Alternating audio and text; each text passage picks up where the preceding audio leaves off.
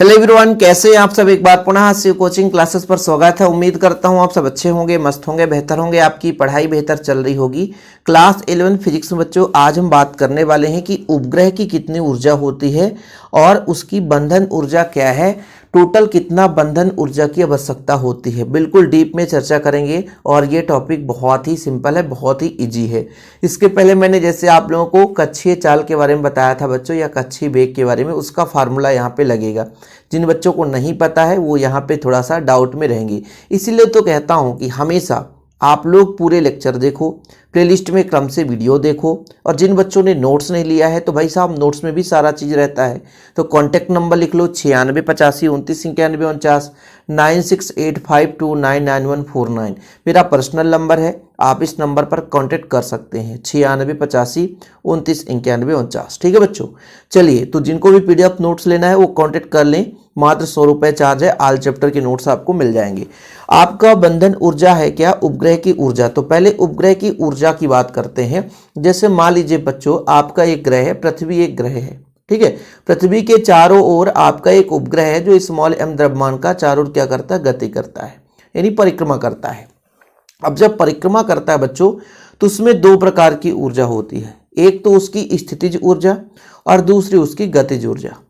इन दोनों ऊर्जाओं का जब हम योग करते हैं तो उपग्रह की कुल ऊर्जा निकल कर आती है बच्चों।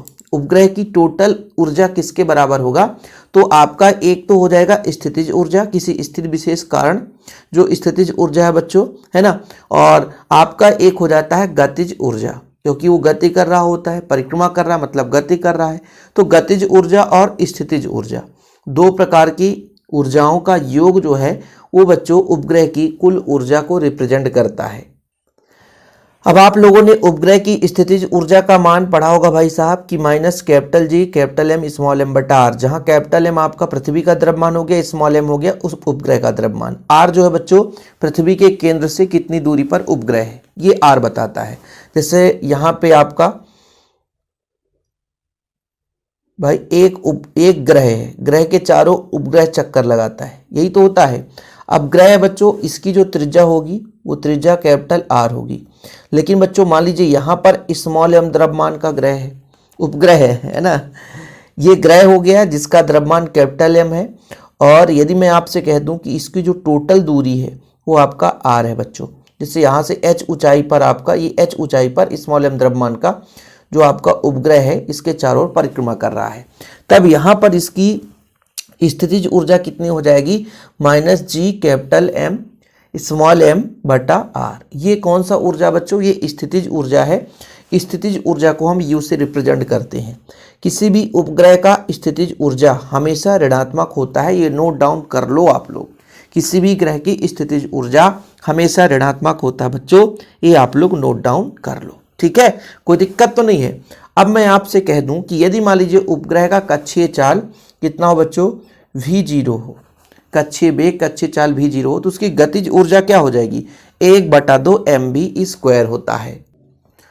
तो यदि उपग्रह का कक्षीय वेग कितना हो बच्चों, v0 या v0 हो, यानी आपका v हो कक्षीय चाल, तो गतिज ऊर्जा का फार्मूला के बराबर क्या होता है, 1/2 mv², 1/2 mv², ये हो गया बच्चों।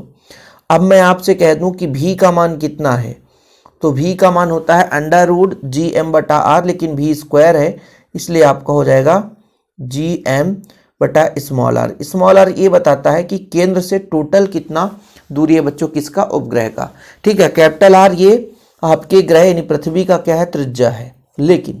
लेकिन बच्चों है ना, यहाँ पर आप कितना दूरी पर उपग्रह मानकर चल रहे हो उसकी टोटल r+h के बराबर होता है।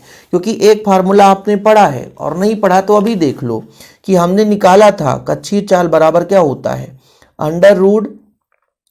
√gm कैपिटल r+h, या कि बच्चों r+h को हम ऐसा भी तो कह सकते हैं स्मॉल r के बराबर होगा, ये भी तो हम कह सकते हैं, बिल्कुल कह सकते हैं, बिल्कुल कह सकते हैं कि r+h टोटल ऊंचाई जिसको हम r मान सकते हैं।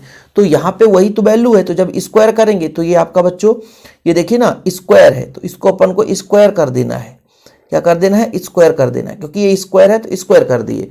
अब भी नॉट का मान रखें, यदि मान लीजिए डायरेक्ट ये वर्ग से वर्गमूल कट जाता तो इसको डायरेक्ट ऐसा भी लिख सकते थे कि k बराबर आपका आ जाता 1/2 m हो जाता बच्चों, और यहाँ पे हो जाता कैपिटल G कैपिटल M बटा R, यानी इसको ऐसा लिख सकते थे, इसको ऐसा लिख सकते थे 1/2 फिर बच्चों G capital M small m बटा R, ये कैपिटल M स्मॉल m है। ठीक है, ये हो गया आपका बच्चों समीकरण एक, हो गया आपका स्थितिज ऊर्जा, और समीकरण जो हो गया ये आपका गतिज ऊर्जा है। ठीक है बच्चों, गतिज ऊर्जा। तो उपग्रह की कुल ऊर्जा कितनी हो जाएगी, अतः उपग्रह की कुल ऊर्जा, अतः उपग्रह की कुल ऊर्जा कितनी होगी बच्चों, वो हो जाएगी आपका E बराबर U प्लस के। ठीक है, U प्लस के, U का मान कितना अपने पास समीकरण एक से -G है ना, कैपिटल M स्मॉल m बटा R, और इसका मान कितना है 1/2 capital G capital M small m बटा R। कुछ भी नहीं है, एलसीएम लेंगे बच्चों, तो दोनों का एलसीएम 2R आएगा, है ना, तो R से R कट जाएगा, 2 का गुणा हो जाएगा, तो आपका हो जाएगा ये हो जाएगा, प्लस बच्चों 2R से 2R कट गया, तो आपका G capital M small m, यानी भाई -2 में से 1 घट जाएगा, तो आपका आएगा -G capital M small m बटा 2R। ये आपके पास उपग्रह की कुल ऊर्जा निकल कर आ चुकी है। अतः उपग्रह की कुल ऊर्जा आप लोग इतना दे सकते हो बच्चों। यदि h ऊंचाई पर उपग्रह की ऊर्जा h ऊंचाई पर उपग्रह की ऊर्जा, तो आप कहोगे कि सर r की जगह हम ऐसा लिख सकते हैं, h ऊंचाई है तो ये हो जाएगा आपका ऊपर का वाला भाग ठीक रहेगा, नीचे r प्लस h, r पृथ्वी के केंद्र की त्रिज्या केंद्र से लेकर के, है ना, सतह तक की दूरी है, और h ऊंचाई पर है बच्चों, तो h ऊंचाई पर जो उपग्रह की कुल ऊर्जा होगी इतनी होगी, ये नोट डाउन कर लो। ठीक है बच्चों, तो बच्चों आप लोगों ने उपग्रह की टोटल ऊर्जा निकाल ली है। अब बंधन ऊर्जा के बारे में बात करते हैं। बंधन ऊर्जा है क्या बच्चों, पृथ्वी की परिक्रमा कर रहे किसी उपग्रह को अपनी कक्षा छोड़कर अनंत में पलायन करने के लिए न्यूनतम ऊर्जा को बंधन ऊर्जा कहते हैं। अब देखो भाई साहब, बंधन ऊर्जा का मतलब है कि भाई पृथ्वी को छोड़कर वो बाहर चला जाए, उसको जितना ऊर्जा लगेगा वो उसका बंधन ऊर्जा कहलाता है। तो टोटल जो पृथ्वी द्वारा इस पर ऊर्जा लगाया जा रहा है, यानी किसी उपग्रह पर ऊर्जा लगाया जा रहा है, उसका मान है बच्चों -G capital M small m बटा 2R। अब यदि बच्चों इसको यदि यहाँ पर ऐसा एनर्जी दे दिया जाए capital G capital M small m बटा 2R, तो इसका मान क्या हो जाएगा, 0 हो जाएगा। यानी जो पृथ्वी से आकर्षित है ये, है ना, तो ये छोड़ देगा पृथ्वी को और बाहर चला जाएगा, पलायन कर जाएगा। यानी किसी उपग्रह की बात करें, जब वो पृथ्वी की परिक्रमा कर रहा है तो उसके पास टोटल जो ऊर्जा है वो -G capital M small m बटा 2R है बच्चों।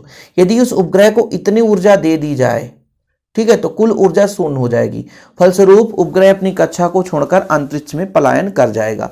तो यदि मैं आपसे कह दूं कि कितनी ऊर्जा की जरूरत पड़ेगी, वो आपकी बंधन ऊर्जा होगी, तो वो ऊर्जा होगी बच्चों capital G capital M small m बटा 2R, ये प्लस का होगा।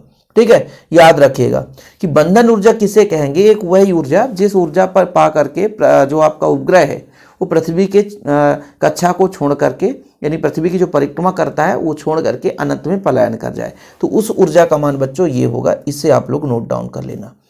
जो टोटल एनर्जी है वो ऋणात्मक है, लेकिन बंधन ऊर्जा इतना चाहिए बच्चों, है ना। ये हो गया आपका बंधन ऊर्जा।